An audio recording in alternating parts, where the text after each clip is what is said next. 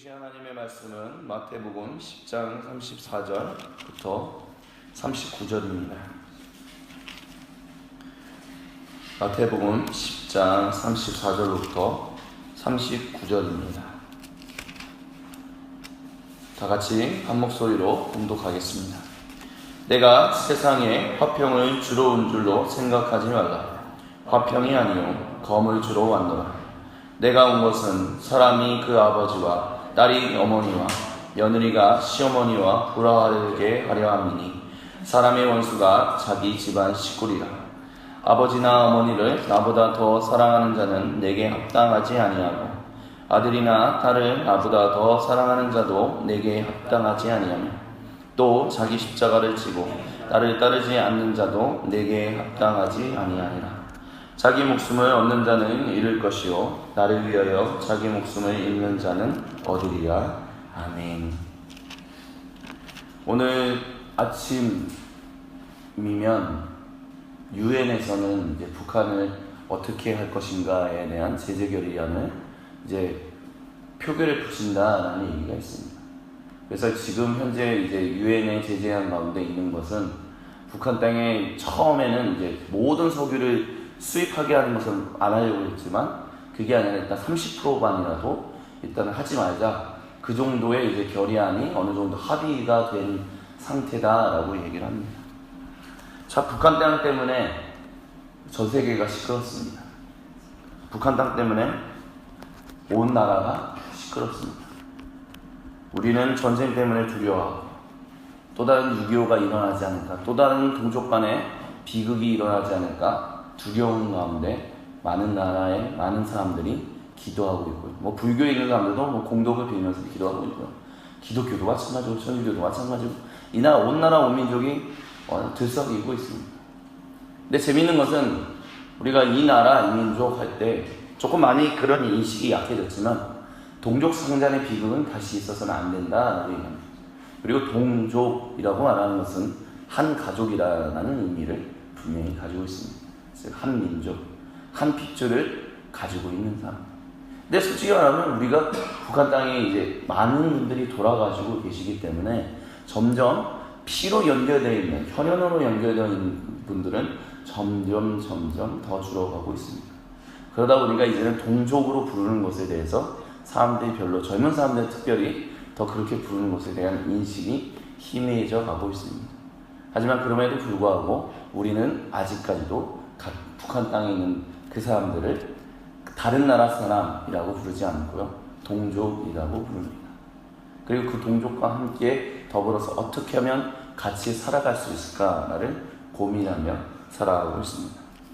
그런 것 자체가 참 신기합니다. 김씨일가를 한번 생각해 볼까요? 북한에 있는 김씨일가, 김일성, 김정일, 김정은. 그들이 그 정권을 그렇게까지 지키는 이유는 무엇일까요? 왜 자기 아버지, 김정은은 자기 아버지, 자기 할아버지, 왜 그 사람들을 우상으로 세워서 그 가장 큰, 자기들이 말하는 그 금수저 성전 위에 가장 큰 동상으로 만드는 것일까요? 그리고 거기서 왜 많은 사람들이 인민회의라고 해서 회의를 하고, 회의도 아니지만 그런 걸 하고, 왜 많은 사람들이 충성봉사하고 있을까요? 무엇 때문에? 가족이라는 이름 때문에. 자기들이 가지고 있는, 자기가 가지고 있는 할아버지로부터 주어진 그 가족의 그것을 지키고자 하는 마음. 그것 때문에 지금도 수많은 사람들을 억압하고 자기에게 방해가 되는 사람들을 죽이고 그런 일들이 북한 땅에서 자행되고 있습니다. 가족을 지키기 위하여, 자기 가족을 우상으로 만들기 위하여 그런 적나라한 모습이 나타나고 있다는 것입니다. 자기 가족이 우상이 된 것이다. 그리고 그 우상 하나 때문에, 그 자기 가족을 우상으로 만든 그 하나 때문에 수많은 사람들이 고통을 당하고 있습니다. 단순히 북한 내부에 있는 사람들뿐만이 아니라 동족이라고 부르고 있는 한민족 가운데도, 그리고 전 세계 가운데도 동일한 고통을 당하고 있습니다. 무엇 때문에? 자기 가족을 우상으로 만드는 일 때문에. 네, 오늘 우리가 읽었던 이 하나님의 말씀, 이 말씀이 결국에 우리에게 주고자 하는 핵심은 바로 그것입니다. 너의 가족을 우상으로 만들지 말라라는 것입니다. 너희 가족을 우상으로 만드는 그 순간 거기서 그것이 하나님의 나라에 합당하지 않다. 하나님의 아버지를 예배하는 것이 합당하지 않다라고 얘기하는 것이 그 이야기의 핵심으로 작용합니다. 그러면 우리는 이렇게 얘기할 수도 있을 것입니다. 저는 김씨 일가만큼 그렇게 하지 않는데요. 저 김씨 일가만큼 그렇게 우상으로 우리 가족 만들고 있지 않은데요. 근데요, 만약에 우리에게 동일한 그런 기회가 주어진다면 우리는 그런 욕심이 없어질까요? 혹시 그 김씨가 동일한 기회가 없기 때문에 잘 드러나지 않는 것처럼 보이지만 실상은 내 가족을 우상으로 만들고 있는 것은 혹시 있지는 않는가요? 내 자녀가 잘 되냐, 내 남편이 잘 되냐, 내 누군가가 잘 되냐. 그래서 내 자녀가 잘 되기 위해서 좀 더 여기서 내가 좀 더 땀 흘리면 돼, 내가 좀 더 노력하면 돼. 그래서 자녀가 좀 더 잘 되게끔 하기 위하여 너 공부 더 해, 공부. 그리고 자기가 자녀가 나 교회 안 가고 나 예배 안 드리고 나 그냥 공부 더 할래. 그래. 나중에 가도 돼. 이것도 가족을 우상으로 만드는 거 아닐까요? 아니면 자기 남편이 잘 되게끔 하기 위해 내 남편이 직장에서 정말 잘 성공하기 위해서는 내가 내조를 잘해야 돼. 그래서 내 내조를 잘해서 내가 누구도 대접하고 누구도 만나고 그렇게 해야 돼. 아니면 남편이 안 해요.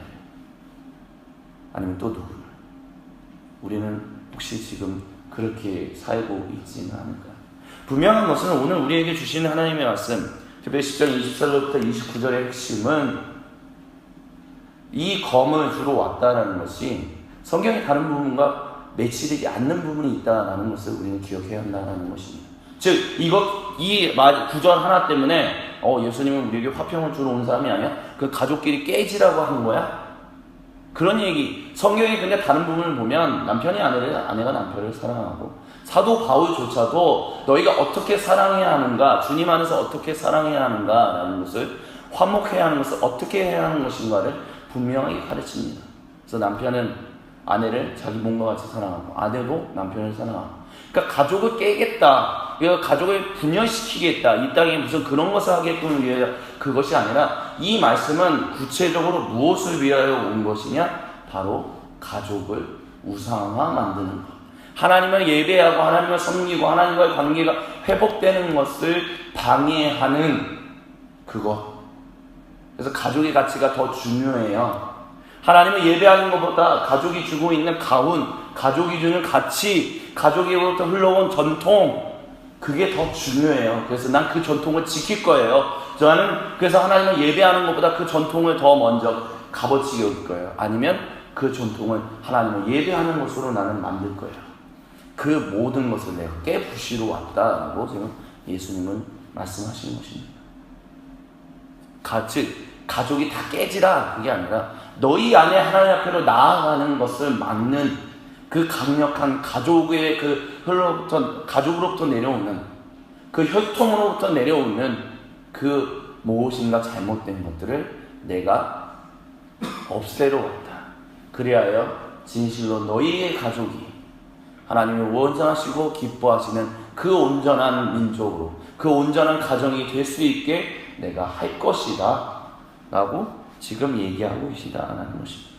그렇기 때문에 화평이 아니고 검을 주러 왔다고 얘기합니다. 싸움을 좋아하나.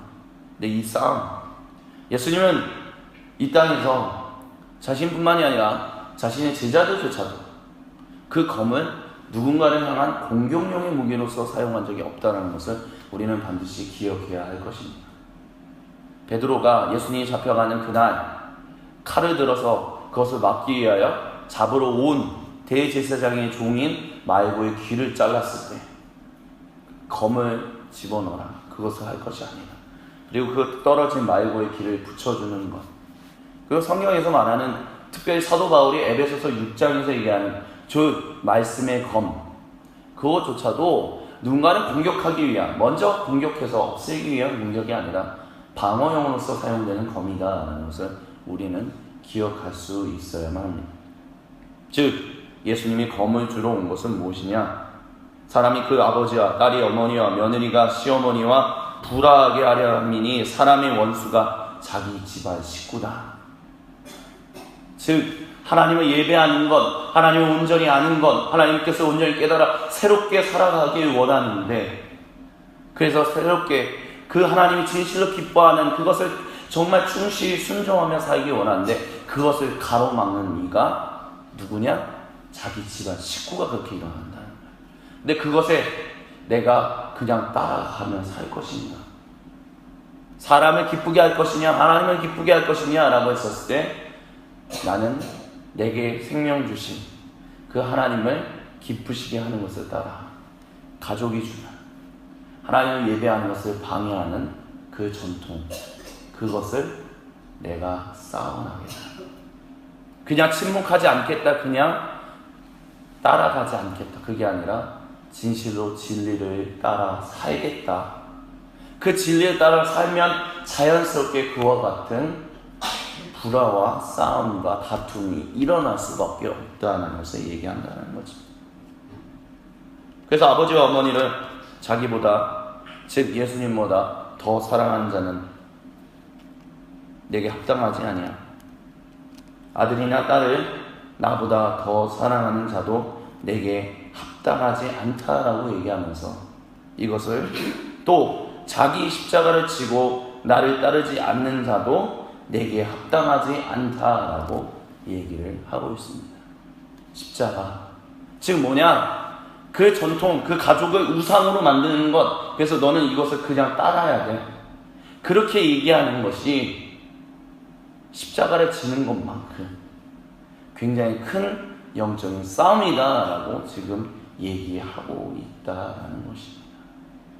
예수님이 너에게 주어진 그 십자가를 너는 반드시 짊어지고 가야 한다라고 예수님이 말씀하셨잖아요.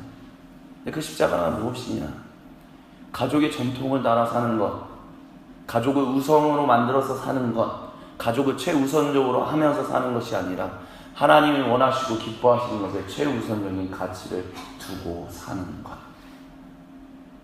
그것에 헌신하는 것, 그것이다라고 지금 예수님 말씀하시다는 거죠. 그리고 이것은 또 재밌어요. 뭐와 연결하고 있습니까? 39절에서 자기 목숨을 얻는 자는 잃을 것이요 나를 위하여 자기 목숨을 잃는 자는 얻으리라. 굉장히 주체적인 어떤 사람의 주체성을 강조하는 성경 구절이다라고 얘기할 수 있을 것 같습니다. 특별히 이 당시의 시대는 주체성이라는, 한 인간의 주체성이라는 것은 없는 시대입니다. 한 사람의 목소리를 내는 것이 불가능한 시대예요. 시어머니에게 며느리가 자기의 목소리를 낸다? 옛날에 우리 시대에도 말이 안 되는 일이었지만 이 당시에도 말이 안 되는 거였었습니다. 예수님 그 당시의 사회에서는 말이 안 되는 거였어요. 딸이 어머니와 싸운다는 것도 말이 안 돼. 그러니까 낮은 사람, 딸, 아들, 며느리, 사위는 무조건 말에 따라 그냥 순종하면서 네네네네 하면서 사는 사람이었어요. 근데 그 시대에 너는 그렇게 네네네 하면서 살지 말라. 그 네네네가 오히려 너를 죽이게 될 것이다. 너로 하여금 하나님으로부터 멀어지게 될 것이다. 너는 옳은 것은 옳다, 옳지 않은 것은 옳지 않다라고 얘기할 수 있는 사람이 되어야 한다. 그럴 때 너도 살고 그 가족도 같이 살 수 있다. 그것이 너가 짊어지고 가야 하는 십자가다라고 얘기하셨다라는 것입니다. 그리고 그것이 심지어는 자기 목숨까지도 관계된다. 그것은 지금도 중동 지방에서는 동일하게 연결돼요. 가족의 만약에 예를 들어서 명예를 더럽혔다. 그럼 그 가족이 그 사람을 죽입니다. 명예살인이 일어나요. 그거에 대해서 재판을 하려고 하는데 그와 같은 살인이 일어나도 누가 못 막아요. 그만큼 가족의 명예가 굉장히 중요하게 여겨지는 것. 그런데도 불구하고 그런 시대에서 너는 나를 위하여 너의 목숨을 사랑하지 말고 오직 내가 주는 것을 최우선으로 삼아 나아가라 라는 말씀을 지금 하고 계시다라는 것입니다. 말씀을 마무리 지으면서 이것을 오늘 우리의 삶 가운데 어떻게 적용할 수 있을 것인가. 하나님 앞에서 하나님은 우리를 사랑하시고 우리를 돌보시고 우리를 먹이시고 우리를 입히시는 분이십니다. 그것은 영원토록 변함없는 사실입니다. 근데 중요한 것은 하나님은 우리에게 놀라운 것들을 주시는 것만큼 동일하게 우리로부터 가장 최고의 것을 받기를 원하십니다. 사랑, 순종, 그 모든 것들. 근데 우리가 하나님 우리에게 모든 것을 주시옵소서 라고 얘기하는데 정작 나는 하나님 앞에 가장 최고의 것을 드리지 못한다면 그것은 우리가 하나님이 원하시고 기뻐하시는 삶을 살아가지 못하고 있다라는 것을 증거한다라고 얘기할 수 있을 것입니다. 그렇기 때문에 하나님은 너는 하나님 외에 다른 것을 우상으로 만들려고 하지 말라. 그 십계명의 말씀과 함께 더불어 이 구절들이 주어져 있다는 것을 우리는 기억할 수 있어야 할 것입니다.